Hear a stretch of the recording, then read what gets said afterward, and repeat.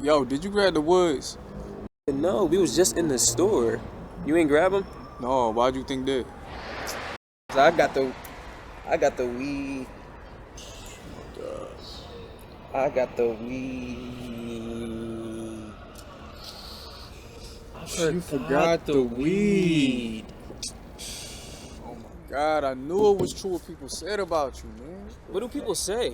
All right, so this is like not at all related to anything film related. I just want to ask because I came to this realization today.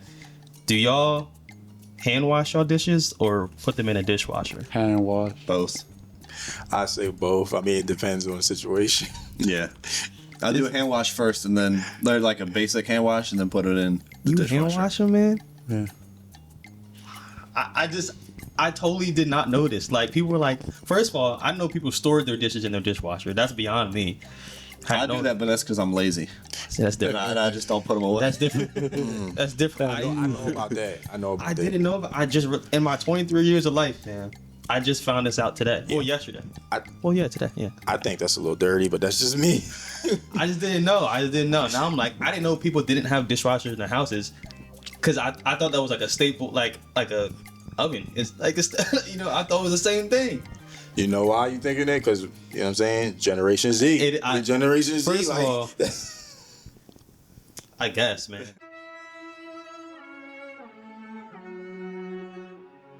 We're here with the team behind Outstretched Hands. We have director Nate Reynolds.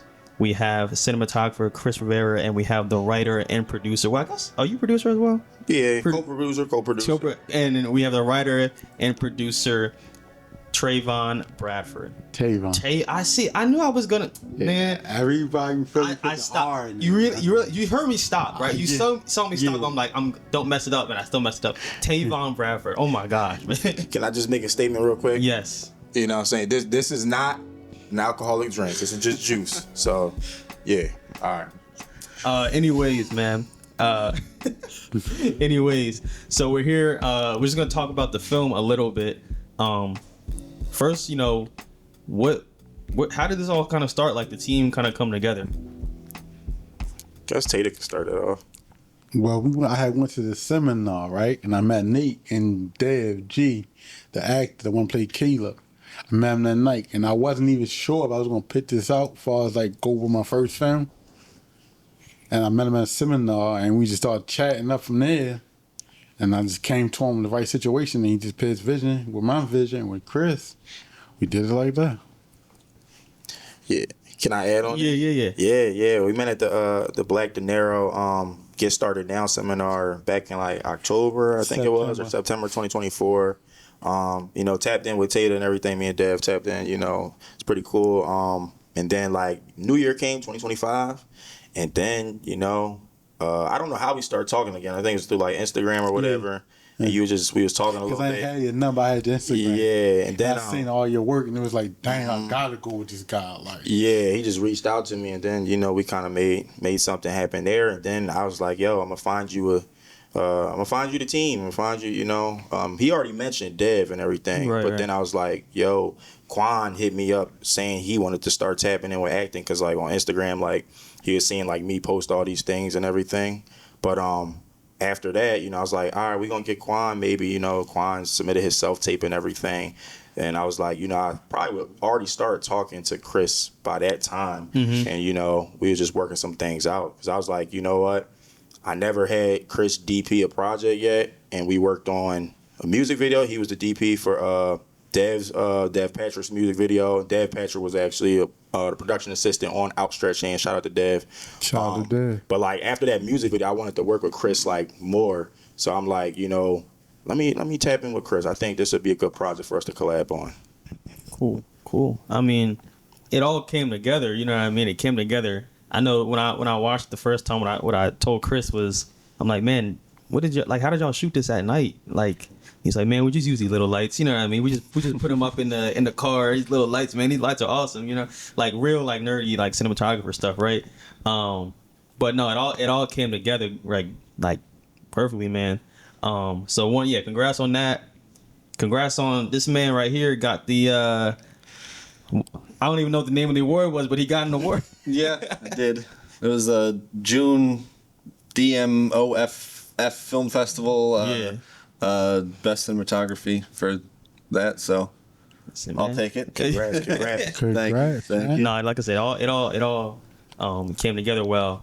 And one of the things that I noticed, first of all, when I was rewatching it, that there was 2 cameos that I did not realize were in there until I went back, and I was like, man, wait, who walked into the 7-Eleven? And I scrolled, and then I was like looking at the credits. I'm like, oh snap, that was Devin Ted. I'm like, okay, I'm like, I'm on my Spike Lee a little bit. I like to be sometimes on the camera. I'm like, was it just like, did you really want to be on camera? Because I know you talk about you're not a talker, so I'm like, that was a perfect role That for you. was actually Nate ID. Like, man, get in the film.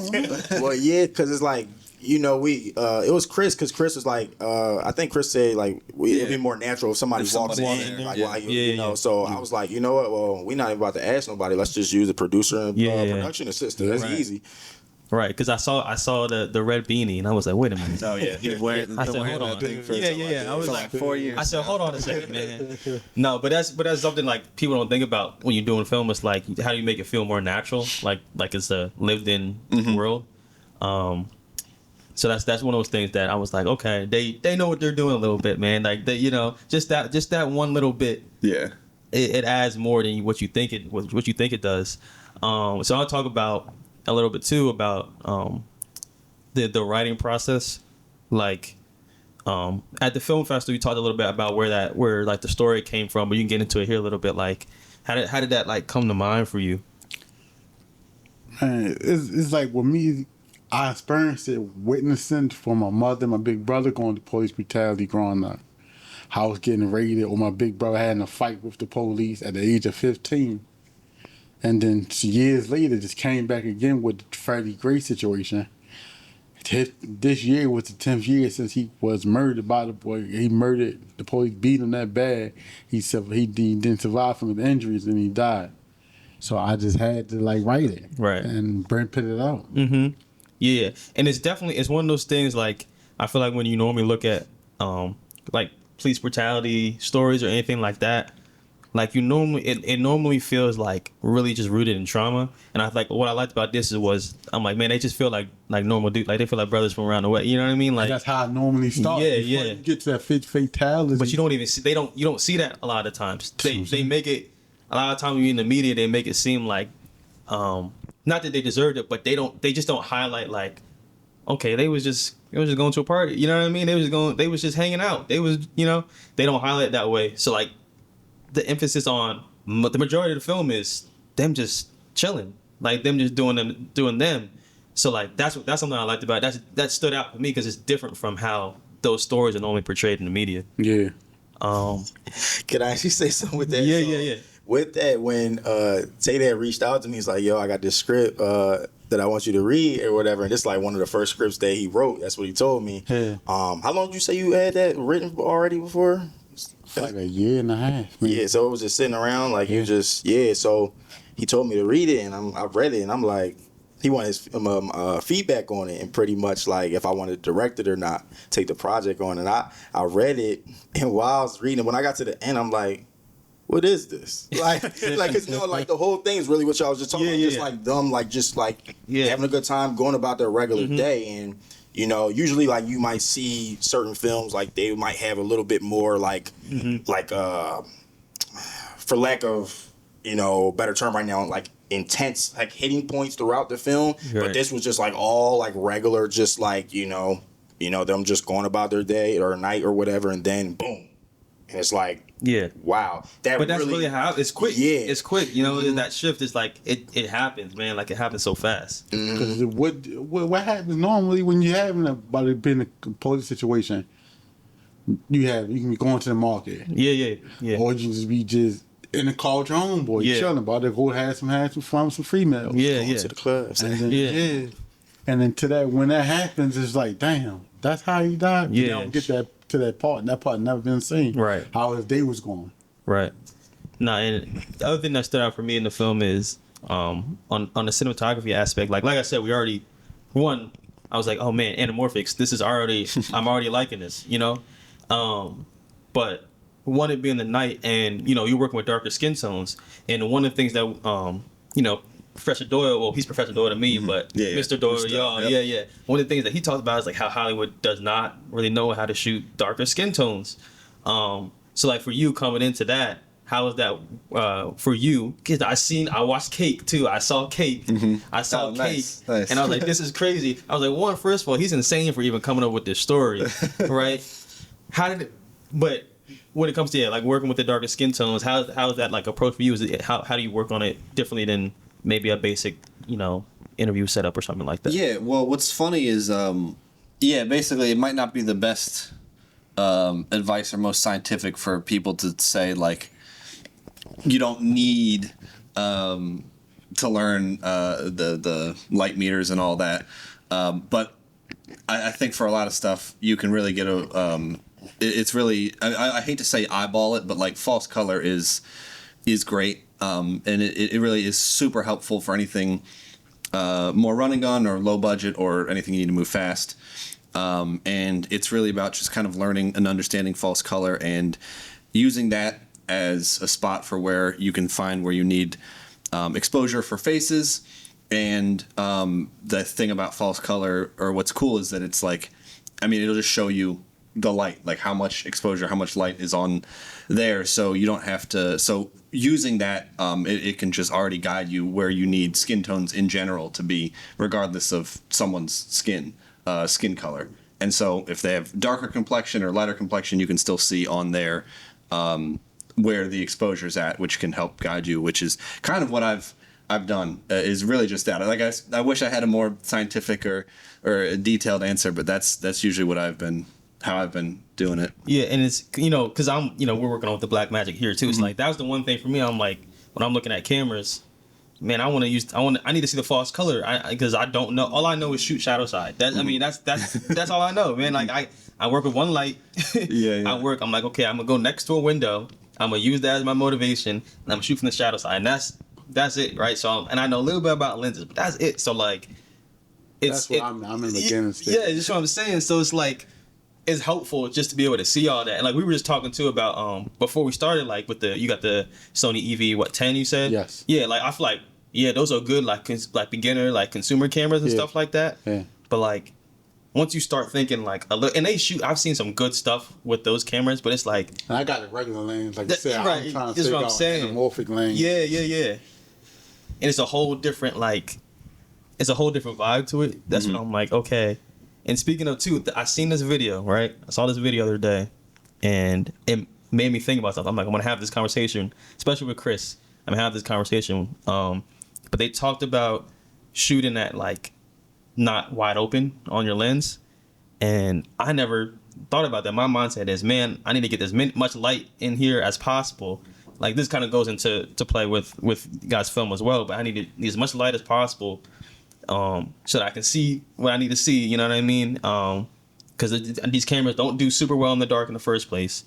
But they were talking about, okay, stop down, get a little more deeper focus, depending on what the shot or the scene requires, let the viewer see everything, or if it's really, you want it really isolated, let them just see what they need to see, because we get in our minds is, oh, it's cinematic if the background's blurry, right? Yeah. And especially when you shoot with longer lenses, you like, that's like, oh, it looks cinematic. And I love longer lenses. We were just talking about that. But were you guys shooting wide open on this because it was dark, or was it like, okay, maybe we're stopped down just a few stops to get a little bit more like a deeper focus? Honestly, one of the benefits of the lens that I use that I really like, it's called the Blazar Remus anamorphic series. They're like a new Chinese company, but their anamorphics have come down in price, so a lot of the newer ones are more actually like budget friendly. Because people used to be like, oh, the first budget anamorphics dropped, and they were all still like $5,000. It's like, budget. Yeah. But like, now that they're under $1,000, it's like, oh, that's cool. But the one specifically, the reason I've been looking at anamorphics for years, and like 3 or 4 years now. Yeah, like 4 years, and I just like never bought one until this one, because it had the character that I wanted that actually looked like a Panavision or like 70s anamorphic. So it worked out with that. Like, that's just what I wanted in general. But specifically this one, what was super beneficial for this is it has a T1.6 aperture, which is super wide. Or super, like, you can open up super wide. And honestly, I shot the entire thing, I think, at T1.6. So I fully, not to completely go against what you said, because I 100% agree. I think way too many people shoot wide open when they don't need to, and then they have problems getting focus and keeping things in focus, especially when there's movement, and especially on, in intense character moments. Sometimes I see that, like, it's just out of focus and it can just be distracting. I mean, sometimes it is what it is, but like, it's, you don't always want to do that, especially if you don't need it. And there's plenty of reasons where you should want deep focus where you can see everything in the frame. But for this, I think I shot most of it at 1.6, or at least, like, it might have been like 2 or 2.8 or something around that. Part of it was because it was, it was so dark out. But also because when you open these lenses up more, they add, and this is something I've used for other anamorphics too, is a similar thing. All of them have more of the aberrations or like character is what it is. It's like, subtle softness, sometimes more chromatic aberration, or more the bokeh becomes way more pronounced.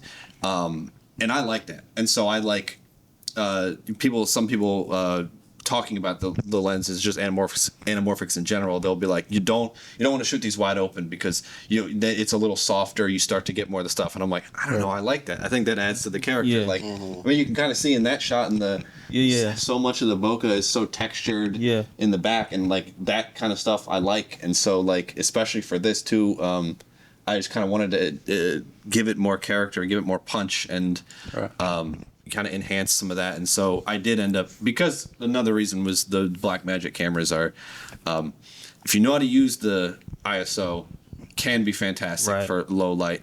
It's one of those things that, like, isn't obvious at first, but like after using it a bunch, you can figure out how to kind of, I don't want to say manipulate it, but like use it in what scenarios for the different ISOs on the camera that will help low light shooting really well. And so I did end up shooting this wide open. But but like you said, it matters. It's about situations, about stories, all that, all that comes into play. I can see my man over here, he's soaking it in. He's soaking in the camera. That's how I was when I was nervous, but I was paying attention. Nate was a great leader. You see what I'm saying? Right. And Chris, he had his thing. Everybody was going with their thing. I was like, damn, I'm really putting this together. Man. Yeah. But that's what it is. It's like I'm trying to get more on-set experience myself, right? So it's like there's only so much you can learn in school, right? Like, I didn't go to film school, but there's only so much you can learn in school. I mean, YouTube. So film school back? Because I've been hearing a lot. I feel like film school is chill, right? Like, my friend on the last episode, shout out Zoe, she goes to film. She's in film school, and it's like, depending on what you're trying to do, that it's beneficial. Like, you have the contacts, you have the the resources. Right. Like, the resources. Like, that's why Spike Lee went to film school, right? That's the biggest thing. He went to resources, connections. You know what I mean? So, like, it depends. For me, I was like, only reason I didn't go to film school is because I was like, man, coming out of college, I need a job, and ain't nobody had no jobs coming out of film school. Right. I was gonna say, if I could jump in, I think film school is good. Like, if you are like probably like trying to be like a director, producer, screenwriter, I do think technology like has like ramped up so much so these days. I feel like the cinematographers, people who like really like camera people, like, you can kind of make it without film school, like, without learn. Like, you can learn on your own. Like, I learned a lot of stuff through YouTube. YouTube University. I was about to say. Studio bomb. Since I didn't go to film school, since I didn't go to film school, like, now I'm like seeing, some of the people who went to film school, they just had that connection like right then and there. It's like, that's because I didn't really, but it's still, it's a little harder. Like, if you're trying to like go like a director, producer route, screenwriter route, I think it's a little harder. I think cinematographer, like more like the technical stuff, you can get far without film school these days. That's what I think, my personal opinion. But no, that that makes sense too, because I mean, we talk about the landscape of social media, right? I mean, like, Yeah. you can put half of the YouTube filmmakers are just people that go out and take landscape shots, you know, with a super wide lens, and everyone's like, oh, this is so beautiful, the color grading, man, you know. I'm like, this is cool, ain't no story here, but it looks great, you know what I mean? It looks great. There's no story on half of these YouTube videos, which is like my problem. Like, man, I like stuff for the story.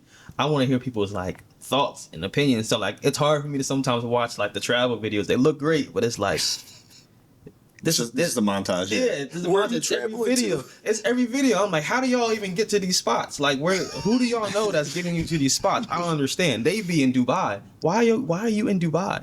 Like, I don't understand. Yeah. But yeah, it's definitely different. I feel like with the connections thing, like, because I didn't go to film school, I've still been able to work on a set. Like, I worked on a commercial set with Jason Kelsey, right? Because I knew a guy who goes to my gym. Player, right? Yeah. I feel like it depends. Like, you can still make those connections outside of film school. Film school just help. I think it's like the resource thing, man. Like having access to cameras and lights and stuff like that. And I should have done more. That was my regret, was I didn't do enough like working on set with people when I was in school, because I did go to film school, and the connections are definitely the biggest thing. I mean, I have some friends who are I want to shout out the homie Aaron Bartuska. He's made a couple features, and he's just premiered his last one recently, but he knows everybody, and he's just got a great network with that, and that's kind of the deal. I mean, that's how we got. You've seen Beyond Justice, because we showed it at the one thing. That was one of the first films I did. That was the first film I did after college. That wouldn't have got done if I didn't know him, because he knew a couple people who were going to help, and then they came on set to help. Like, people that I had, some that I had known from school, because they were all like people that were in our school, but I didn't really like know them like that. It was kind of like, oh, I know of you, but I didn't really talk to you. He was friends with them all, and so he just brought them on, and that only got made because of that. And like, I wish I did more. Like, actually, I mean, obviously I have bunch of friends from college still that I talk with and like want to and like do some stuff with, but like that's the biggest thing, because like a lot of the technical stuff is great, but like I think it's really kind of also what you make it to, because there were some kids who didn't do shit, and I know, because that was me the first term, and then I was like, what am I doing? I'm here, I'm paying to be here. I'm not doing shit. Like, why am I like, sure, slack on like the gen ed courses, but like, why am I slacking on like the film course? That's why I'm here. Right. So I just, after that, I was like, I want to go hard on all the assignments. I just wish I did more like networking outside, and like, because I spent too much time like not just, hey, I'm here, I'll help on any set, I'll do the I'll be a PA, I'll do, and I was like, damn, I should have just done more of that. But that's the thing. Like, what I realized too is like, even after the fact, even if you go to film school or not, whatever, the problem is like, you still got to get stuff made. And when I realized, like, even working on my film, I'm like, I can just do it. Like, I can just do it on my own. Like, I really don't need anyone. Like, I wonder, it was like for you were like, man, I wrote this script, I wanted to get this made. You just did it. You know what I mean? Like, you just did it. You found the people, and you just did it. So that's how I'm in now. I'm like, regardless if I'm going to film school, regardless if I'm gonna go to New York or LA or Atlanta or whatever, you know what I mean? Like, you still gotta get stuff made. So you just gotta do it at this point. Shout out Tata. Whole film of Outstretched Hands production was fully funded by Tata. So shout out Tata, Okay. What was the budget for the film? I mean, that's if he want to share it. I mean, it's no secret. You can go on IMDb. Right. IMDb. I mean, it's no secret. Yeah, it's nothing crazy. But I'm gonna say, like, I'm really about that, as far as like before Outstretched Hands, and I did another short film called Invisible Tears, where like I kind of co-produced and put half the money up. Shout out Richard James Jr. But like all the projects I've done like so far, and I still don't think I've done that much. Like, I funded them as it came from my pockets, and like, I'm not saying like you can't go the route of like getting funding from other sources. I feel like that's usually better, because you can probably find more if you have the right connections or the support for a specific project that people want to see get done.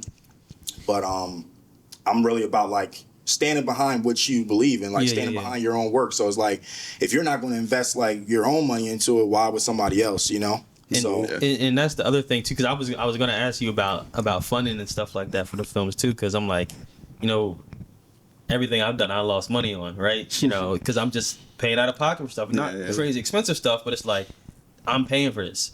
And I've seen people they're doing crowdfunding, you know, GoFundMe, whatever. You can get a producer credit if you get this much money to me, you know, stuff like that. But yes, if it's, you know, you said it's all self-funding. Like, you know, it's my idea. I'm gonna do this on my own. You know what I mean? So like, and I ain't had none of that type of help, like the resources. Back, I ain't got none of that. It's just me, my 9 to 5, and stacking my chips. So, but it still came out. It still. I'm not bad. I was just gonna say, don't crash out and then put all your whole life savings into the film. I mean, you can't do it if you really believe in yourself, but like, I think you gotta be strategic and smart with it. You know, like. Yeah, for sure. I mean, like I said, it came out like I wouldn't have thought that it was self-funded watching it, right? You know what I mean? Like when I look at mine, I'm like, yeah, that was no budget, right? I look at yours, I'm like, okay, it's low budget, but I'm not thinking it's like purely self-funded. I'm like, man, where'd they get the money from to do this stuff? You know what I mean? So, but that's good. Like I feel like for people that want to make stuff, it's like, yo, you can really just do it. Like I remember sitting in my room and I was like, writing the script, I'm like, man, I can literally just make this like next month if I want to. And I did, you know what I mean? So like I did. I could just make it. That's how I did Cake. Yeah. That was like $900 total for that, and most of that was I had to pay a friend twice by like I had her help out, and we got rained out, and I was like, well, I'm not gonna not pay you. You came out. Yeah. So like part of that was just like I was just like I'm not gonna do you dirty for that. But it was that all of that was born out of me wanting to do another action film, but I didn't have anybody who could, other than myself, who could do stunts or that I knew of that would like, you know, really do more of that. So I was like, how do I cast myself 6 times in the film? So I just came up with something stupid. There was no script. We didn't actually have an actual script. Okay. you guys did it like that? No script? No script. I had a friend write the dialogue for the individual scenes, but then the rest of it was just like I had it in my head. I had a plan. I wrote did lighting plans for like the locations and shots, and just I was like, do it. And like some of it's like find it in editing. Like we just ran into all the different stores, ran in, shot it, like got out of there. Got out of there before before they were gonna kick us out. I mean, we didn't get kicked out, but like because we didn't ask for permission, so it was like, I mean, do it and then get gone. And I was like, I'll put it together in the edit. But that's indie filmmaking. Man. That is the epitome of indie filmmaking. Like at its core, like I ain't asking nobody anything, man. It's easier to ask for forgiveness than for permission, especially on like small stuff like that. Just go and shoot it. That's like asking your job if you can have this day off, and then they don't give it to you, and then you're going to get in trouble if you still call out that day. You know, because like we got kicked out of the park on my first film, so I get what y'all talking about. And then we had the police coming out film like what, twice? Yeah, like 2 to 3 times. Yeah, that was crazy because that wasn't even our fault. And the film was around like that police in it, like that's weird. Yeah.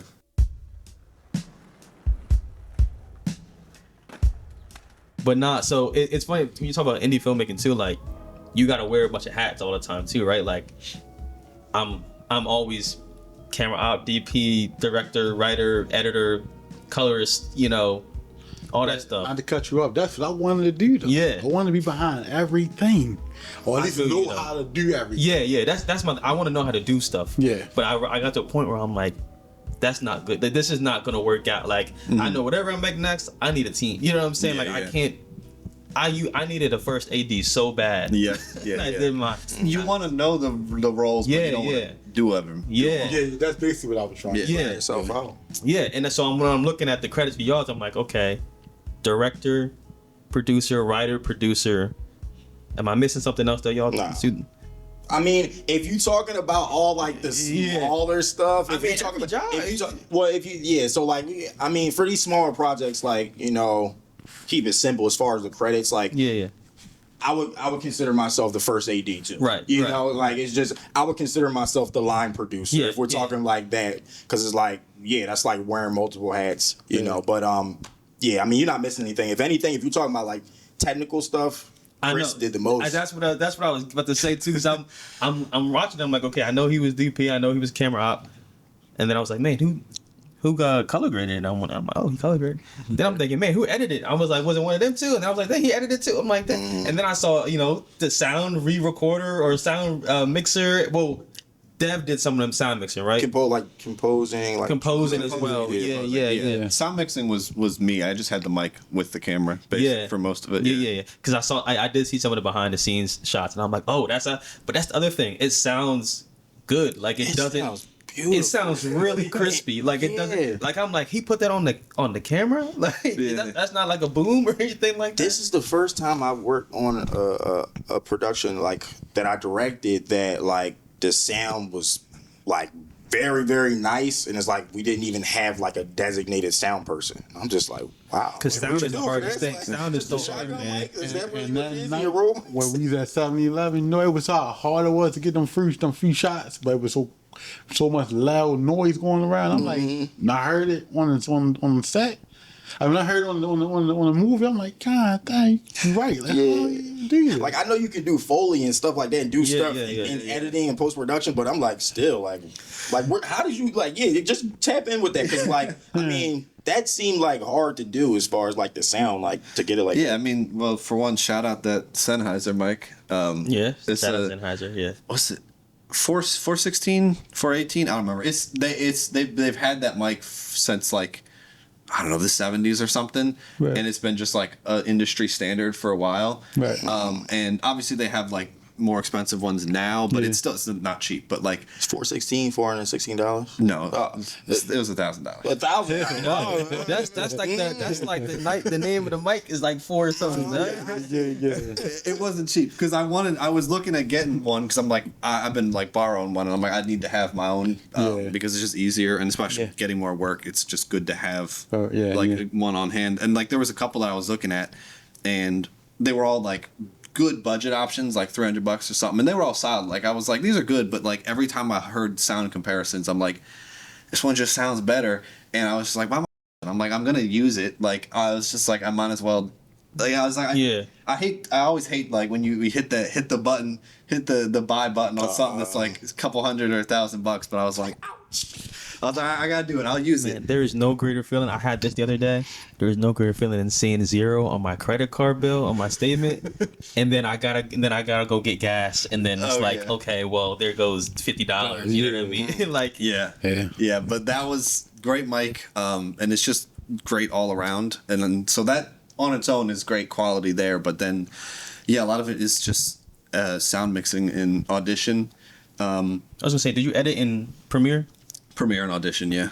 You got that. I'm an Adobe boy. Yeah, you got that. Yeah, that's different. Shout out Premiere. I'm an Adobe boy too. That's really different, man. I use Final Cut Pro. Absolutely not. That is the worst thing ever. Okay, that's good. No, I'm not that advanced, man. They keep saying Final Cut is where to go at. No, Final Cut is trash, man. What you use? I mean, you don't have to. DaVinci. DaVinci. Oh, I know. I'm using DaVinci now. Yeah, I want to use that. I want to use that. Yeah, man, it's the best for free. To start off with. It's the best for and free. since I bought the camera, I got the studio version for free. You know what I'm saying? So like whatever, man. Premiere is cool. It's just like don't even say it's too hard. It's not too hard. It's just like when I open it, I'm like, this is a mess. It's not simplistic. No, it's not. Everything like as much as I like to mention. First of all, they have a tab on there that I don't even know why do they have the cut tab. Who is using the cut tab? For color. What? Well, like if you are splicing the different clips. Oh, see, I don't know. Well, see, like that's what because like when I had to do this each shot, there might be a better way to do it, but this is just how I've always done it. I go into the cut tab and cut it there, and then in the color tab it shows up as a different clip. So each individual shot, because I have to like color grade each individual shot. Right. I mean, okay. You now can color the whole thing, but I know what you're saying. Yeah. Okay, that's different. Because I to this day I was like, why does the cut tab exist? Like I don't understand. I skip over. I'm in the bins, the edit. I click on Fusion by accident trying to get to color, and then my whole computer stops for a second. And then the few times that I try to use Fusion, and then I go to color, and then I go to export. I don't touch Fairlight. I touch Fairlight twice. You know what I mean? It's like why? But it's so much for me. It's like way simpler in terms of like everything is in a spot that makes sense. Yeah. Premiere like I lose panels and I'm like, okay, how do I get them back? And then it'll crash and I'm like, this is awful, man. Like this is on Mac or PC. Mac. My bad. okay. I'm Mac. asking. No, Mac. I mean, I was editing on DaVinci on my PC for a little bit, and then I got a Mac, and I was like, this is gonna run way better on my Mac. I had to use Final Cut one time for a project in college, and I was like, this is horrible. This is horrible. No. No. You don't have to defend nobody. No, I'm defending myself as far as I'm defending myself because the only reason why I asked it because I've used Premiere. PC guy. I've used Premiere on Mac, but I don't have a Mac. Don't judge me. But I know like Premiere will like you'll have more troubles on a PC than you'll have on a Mac, and that's probably like general standard. I was using Premiere on a Mac, and it was just I was just like this. It's not bad. Like it's not bad. It's obviously not bad, right? It's still industry standard, right? It's not bad. It's just when I like stuff aesthetically for my eyes. I like stuff have a clean look to it. Yeah. Everything's in a row. Like it's just me, man. I guess I get what you're talking. I don't know too much because I've never been on DaVinci Resolve. I've never been on Final Cut Pro, and I've never been on Avid. I've always been using Premiere Pro since 2018. Final Cut's a mess because it's like how I can't imagine editing like big stuff on Final Cut because you can't like. The audio and the video is like it's attached. It just is always attached. I don't know how to separate it. I know how to separate it on DaVinci. Don't know how to separate it on Final Cut. So I can't imagine like when you have all these channels and all these tracks, like how do you work on here? But like with DaVinci, I'm like, okay, I can separate stuff, I can move stuff. It's easy for me to switch from this timeline to the other timeline. Like Premiere, it's easy to switch from timeline to timeline. It's just I don't know. I've been editing on Premiere for like 13 years now. Yeah. So like I ain't switching. I mean I've liked it in general. I mean in college they made us use Avid, and it was funny because Avid just changed to be more like Premiere. Okay. Like they literally started updating it to be to have more of a Premiere interface, which was funny because it was just like you can just switch to Premiere, guys. But then I mean there's you can make do with a lot. But I'm definitely, and the problem is like my main job when I go in, they have Premiere, so it's like, I mean, even if I wanted to, I don't want to, but even if I wanted to, I was just like, I'm kind of stuck. I mean, that's how I gotta my bite the job bullet. is too. Yeah. They got Premiere, and every time I'm like, this video would export so much faster on DaVinci. I'm just being honest, and it's like not crazy. Not that much good with exports, but it's also a computer thing. It is, but and also Kodak. I just keep saying that DaVinci is just good. DaVinci. That's all you need to know is DaVinci. Do not. It's the best free one. Don't touch Final Cut. Just don't do it. This is a paid promo for Adobe Premiere Pro.